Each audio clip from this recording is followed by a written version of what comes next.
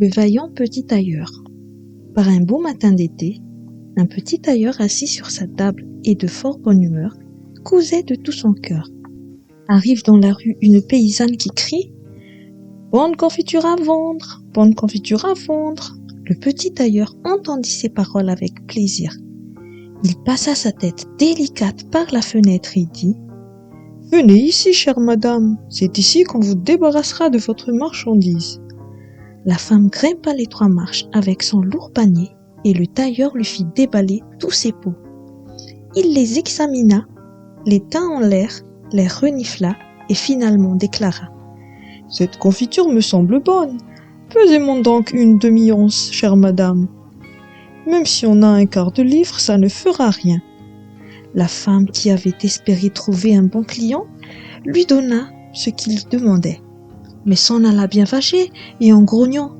« Et maintenant, dit le petit tailleur, que Dieu bénisse cette confiture et qu'elle me donne de la force. » Il prit une miche dans le buffet. « Ça ne sera pas mauvais, dit-il, mais avant d'y mettre les dents, il faut que je termine ce pourpoint. » Il posa la tartine à côté de lui et continua à coudre et de joie faisait des points de plus en plus grands. L'odeur de la confiture parvenait jusqu'au mur de la chambre qui était recouvert d'un grand nombre de mouches, si bien qu'elles furent attirées et se jetèrent sur la tartine. « Hé !» dit le petit tailleur, « qui vous a invité ?» Et il chassa ces hôtes indésirables. Mais les mouches, qui ne comprenaient pas la langue humaine, ne se laissèrent pas intimider. Elles revinrent plus nombreuses encore. Alors, comme on dit, le petit tailleur sentit la moutarde lui monter au nez. Il attrapa un torchon et « Je vais vous en donner, moi, de la confiture !» leur en donna un grand coup. Lorsqu'il retira le torchon et compta ses victimes, il n'y avait pas moins de 7 mouches raides mortes. « Tu es un fameux gaillard !» se dit-il en admirant sa vaillance. « Il faut que toute la ville le sache. » Et en toute hâte, il se taya une ceinture, la cousit et broda dessus en grandes lettres « 7 d'un coup ». « Eh, quoi, la ville, c'est le monde entier qui doit savoir !» Et son cœur battait de joie comme une queue d'agneau. Le tailleur s'attacha la ceinture autour du corps et s'apprêta à partir dans le monde, pensant que son atelier était trop petit pour son courage. Avant de quitter la maison, il chercha autour de lui ce qu'il pourrait emporter. Il ne trouva qu'un fromage et le mit dans sa poche. Devant la porte, il remarqua un oiseau qui s'était pris dans les broussailles. Il lui fit rejoindre le fromage. Après quoi, il partit vaillamment et comme il était léger et agile, il ne ressentit aucune fatigue.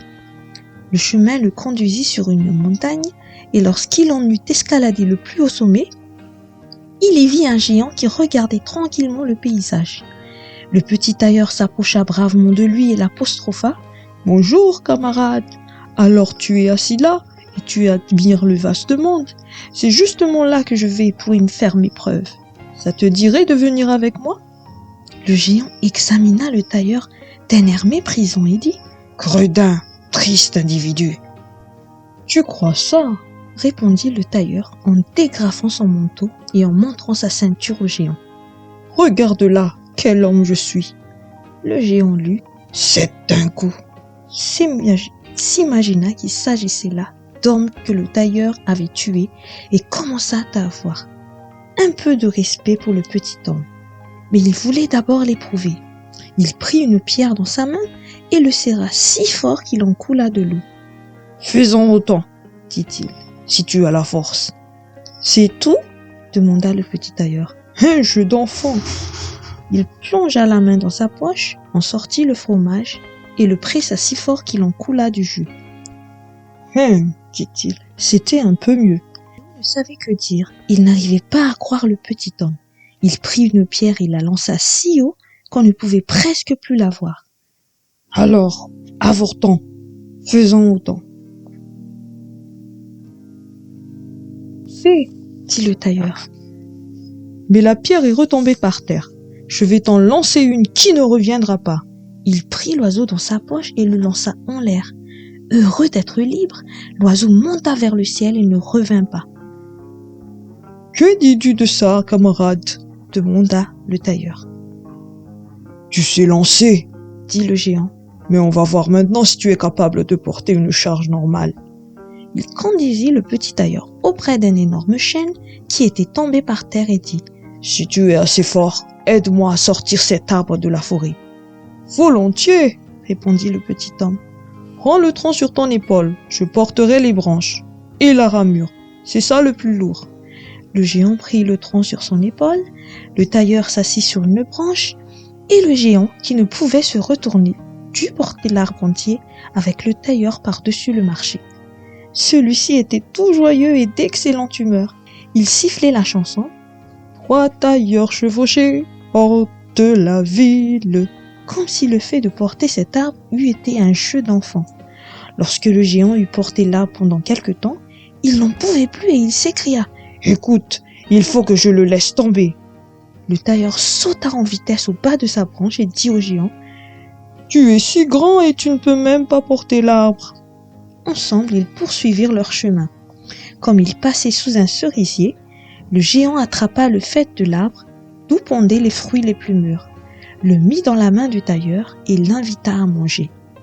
Le tailleur était bien trop faible pour retenir l'arbre, et lorsque le géant le lâcha, il détendit et le petit homme fut expédié dans les airs. Quand il fut retombé sur terre, sans dommage, le géant lui dit « Que signifie cela ? Tu n'as même pas la force de retenir ce petit bâton. »« Ce n'est pas la force qui me manque, » répondit le tailleur. « Tu t'imagines que c'est ça qui ferait peur à celui qui en a tué 7 d'un coup ? Par-dessus là, parce qu'il y a des chasseurs qui tirent dans les taillis. Saute toi aussi si tu le peux. » Le géant essaya, n'y parvint pas, et resta pendu dans les branches de sorte que 7 fois encore, ce fut le tailleur qui gagna. Le géant lui dit « Si tu es si vaillant, viens dans notre caverne pour y passer la nuit avec nous. » Le petit tailleur accepta et l'accompagna.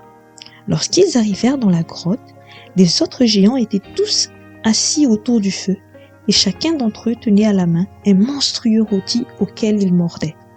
Le petit tailleur regarda autour de lui et pensa « C'est bien plus grand ici que dans mon atelier. » Le géant lui indiqua un lit et lui dit de s'y coucher et d'y dormir. Mais le lit était trop grand pour le petit tailleur. Il ne s'y coucha pas, mais s'allongea dans un coin.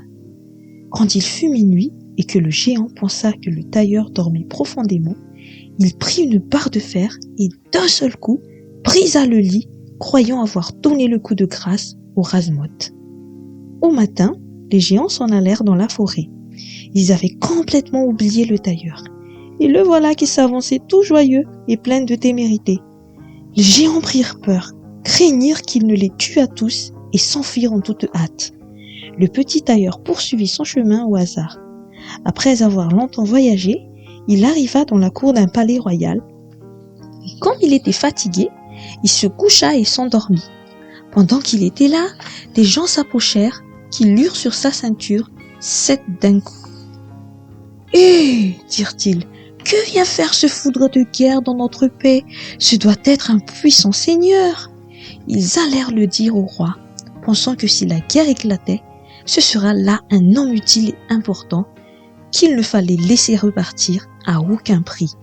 Ce conseil plut au roi et il envoya l'un de ses courtisans auprès du petit tailleur avec pour mission de lui offrir une fonction militaire quand il s'éveillerait. Le messager resta planté près du dormeur, attendit qu'il remua les membres et ouvrit les yeux et lui présenta sa requête. « C'est justement pour cela que je suis venu ici, » répondit-il. « Je suis prêt à entrer au service du roi. » Il fut reçu avec tous les honneurs et en mit à sa disposition une demeure particulière. Les gens de guerre ne voyaient cependant pas le petit tailleur d'un bon œil. Ils le souhaitaient à 1000 lieues.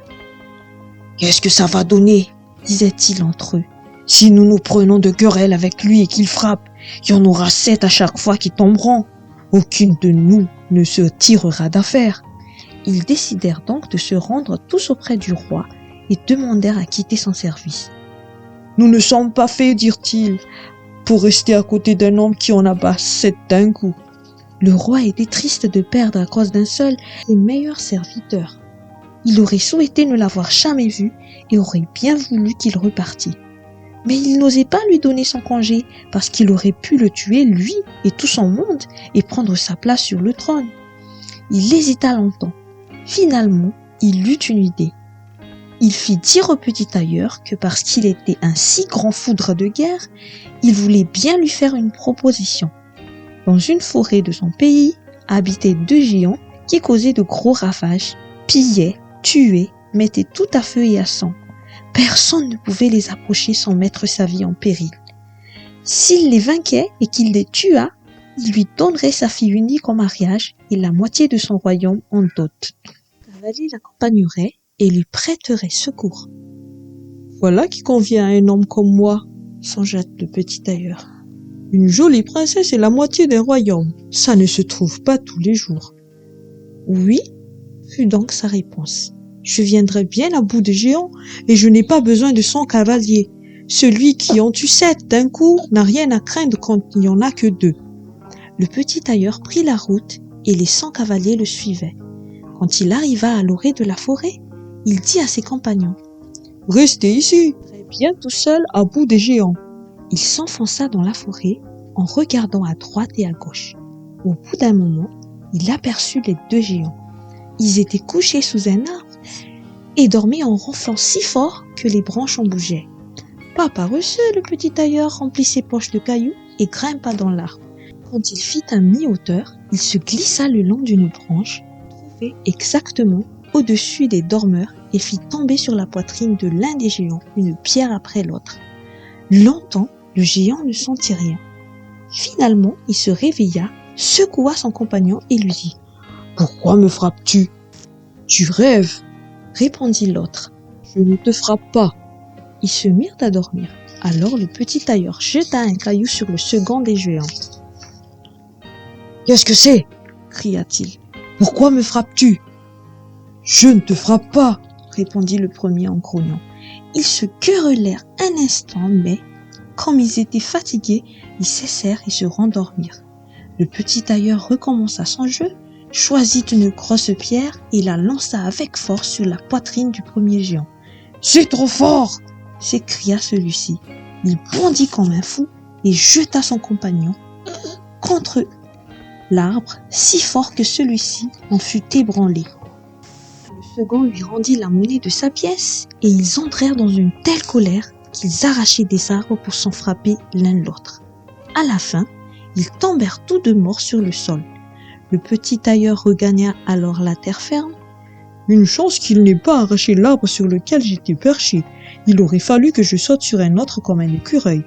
Heureusement que l'on est agile, nous autres. » Il tira son épée et en donna quelques bons coups à chacun dans la poitrine, puis il rejoignit les cavaliers et leur dit : « Le travail est fait. Je leur ai donné le coup de grâce à tous les 2. Ça a été dur. Ils avaient dû arracher des arbres pour se défendre, mais ça ne sert à rien quand on a affaire à quelqu'un qui en tue 7 comme moi d'un seul coup. »« N'êtes-vous pas blessé ? » demandèrent les cavaliers. « Ils ne m'ont même pas défrisé un cheveu, » répondit le tailleur. Les cavaliers ne voulurent pas croire sur parole et ils entrèrent dans le bois. Ils y trouvèrent les géants nageant dans leur sang et tout autour il y avait des arbres arrachés. Le petit tailleur réclama le salaire promis par le roi, mais celui-ci se déroba et chercha comment il pourra se débarrasser du héros. « Avant que tu n'obtiennes ma fille et la moitié du royaume, lui dit-il, il faut encore que tu accomplisses un exploit. Dans la forêt, il y a une licorne qui cause de gros ravages. Il faut que tu l'attrapes. » « J'ai encore moins peur d'une licorne que de 2 géants. 7 d'un coup, voilà ma devise, » répondit le petit tailleur. Il prit une corde et une hache, partit dans la forêt et ordonna une fois de plus à ceux qu'on avait mis sous ses ordres de rester à la lisière. Il n'eut pas à attendre longtemps. La licorne arriva bientôt, fonça sur lui comme s'il avait voulu l'embaucher sans plus attendre. « tout doux, dit-il. Ça n'ira pas si vite que ça. » Il attendit que l'animal soit tout proche. Alors il bondit brusquement derrière un arbre. La licorne courut à toute vitesse contre l'arbre et enfonça sa corne si profondément dans le tronc qu'elle fut incapable de l'en retirer. Elle était prise. « Je tiens l'autre petit oiseau, » dit le tailleur. Il sortit de derrière l'arbre, passa la corde au cou de la licorne, dégagea la corne du tronc à coups de hache, et quand tout fut fait, emmena la bête au roi. Le roi ne voulait pas lui payer le salaire promis et posa une troisième condition. Avant le mariage, le tailleur devait capturer un sanglier qui causait de grands ravages dans la forêt. Les chasseurs l'aideraient. Volontiers, dit le tailleur, c'est un jeu d'enfant. Il n'emmena pas les chasseurs avec lui, ce dont ils furent bien contents car le sanglier les avait maintes fois reçus de telle façon qu'ils n'avaient aucune envie de l'affronter. Lorsque le sanglier vit le tailleur, il marcha sur lui, l'écume aux lèvres, les défenses menaçantes et voulut le jeter à terre. Mais l'agile héros bondit dans une chapelle qui se trouvait dans le voisinage et d'un saut en ressortit aussitôt par une fenêtre. Le sanglier l'avait suivi, le tailleur revint derrière lui et poussa la porte. La bête furieuse était captive. Il lui était bien trop difficile et incommode de sauter par une fenêtre. Le petit tailleur appela les chasseurs. Ils virent le prisonnier de leurs propres yeux. Le héros cependant se rendit chez le roi qui dut tenir sa promesse. Bon gré mal gré, il lui donna sa fille et la moitié de son royaume. S'il avait su qu'il avait devant lui non un foudre de guerre, mais un petit tailleur, l'affaire lui serait restée encore bien plus sur le cœur. La noce se déroula donc avec grand éclat, mais avec peu de joie, et le petit tailleur devint roi. Au bout de quelque temps, la jeune reine entendit une nuit son mari qui rêvait. « Garçon, disait-il, fais-moi un pourpoint et raccommode mon pantalon, sinon je te casserai l'aune sur les oreilles. » Elle comprit alors dans quelle ruelle était né le jeune roi, et au matin, elle dit son chagrin à son père et lui demanda de la protéger contre cet homme qui n'était rien d'autre qu'un tailleur. Le roi la consola et lui dit « La nuit prochaine, laisse ouverte ta chambre à coucher. Quand il sera endormi, mes serviteurs qui se trouveront dehors entreront, le ligoteront et le porteront sur un bateau qui l'emmènera dans le vaste monde. » Cela plut à la fille, mais l'écuyer du roi, qui avait tout entendu, était dévoué au jeune seigneur et il alla lui conter toute l'affaire. « Je vais leur couper l'herbe sous les pieds, dit le petit tailleur. Le soir, il se coucha avec sa femme à l'heure habituelle.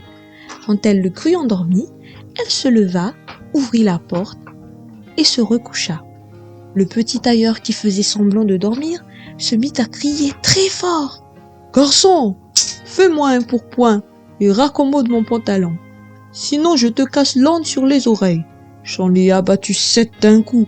J'ai tué 2 géants, capturé une licorne et pris un sanglier.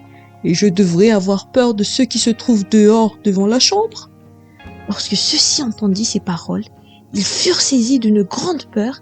Ils s'enfuirent comme s'ils avaient eu le diable aux trousses et personne ne voulut plus se mesurer à lui. Et c'est ainsi que le petit tailleur resta roi le reste de sa vie durant.